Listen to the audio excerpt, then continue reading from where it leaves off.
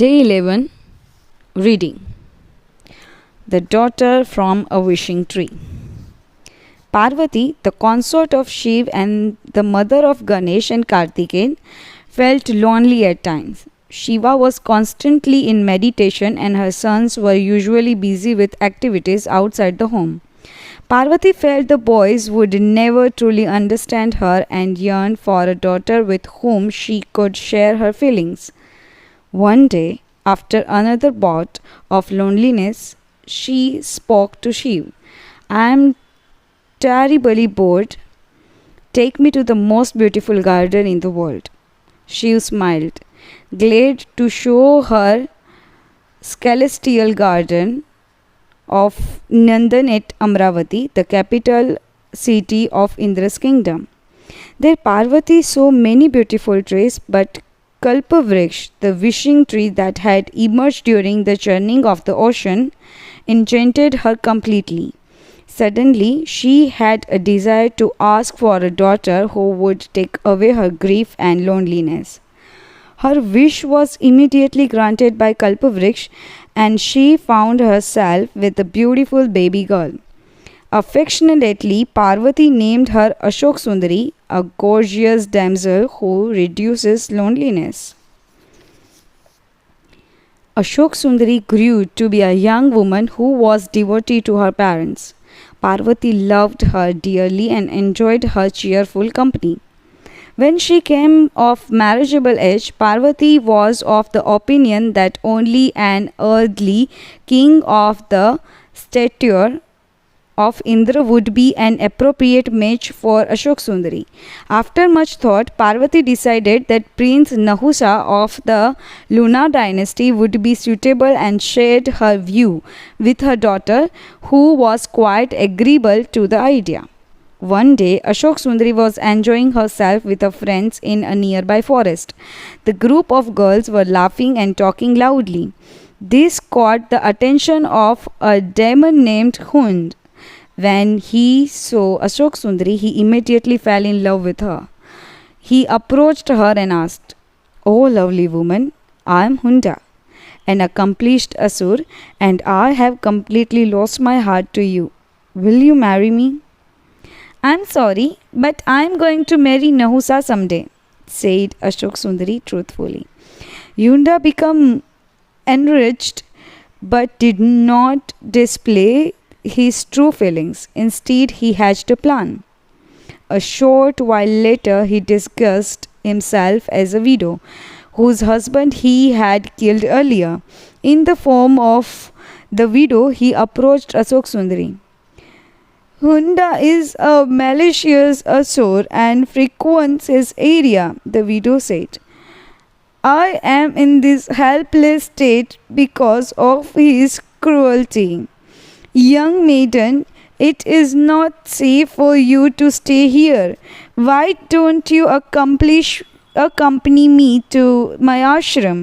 I am poor and only I have a small place, but please come and experience my hospitality." Ashok Sundari agreed, told her friends that she would be back after some time and follow the widow to the ashram. The moment the two women stepped through the gates, Hund shared the form of the widow and turned back into himself. Realizing she had been tricked, Ashok Sundari cursed him. "Oh Hunda, you do not know who I am. I am the daughter of goddess Parvati. I curse you to be killed by Nahusa." Ashok Sundari fled through the open gates of the ashram and made her way to her parents' home in Mount Kailash. Afraid of the curse, Hund decided to take immediate action and kidnap her unsuspecting young Nahusa from this palace and kept him under lock and key. But the destiny had ordained. A maid took pity on Nahusa and handed him over to the famous sage couple Vasishtha and Arundhati, knowing that they would keep him in hiding and take care of him.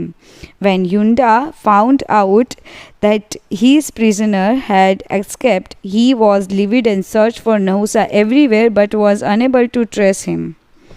The sage couple took great care of the prince and made sure to educate him. Within a few years, the prince grew up to be a fine young man. He waited for an opportunity to slay Yunda. Meanwhile, Yunda hatched another plan. He kidnapped Ashok Sundari again when she was alone. She threw her into an empty room, and as he turned the lock in the keyhole, he said to her, "I have killed Prince Nahusa." Ashok Sundari was dismayed. The young maiden's grief overwhelmed her, and she wondered how her mother's belief that she would marry Nahusa could be wrong. She began to sob uncontrollably. A kinder couple, half man and half horse, happened to pass by Ashok Sundari's window and heard her cries. They stopped and asked, "Oh, young lady, why do you cry so bitterly?" "The mighty Nahusa is dead," she said. They smiled, amused at the thought. "Please don't listen to such rumors, young maiden. Nahusa is alive and well. He is not an ordinary mortal, for he has been taught by the great sage couple Vashisht and Arundhati.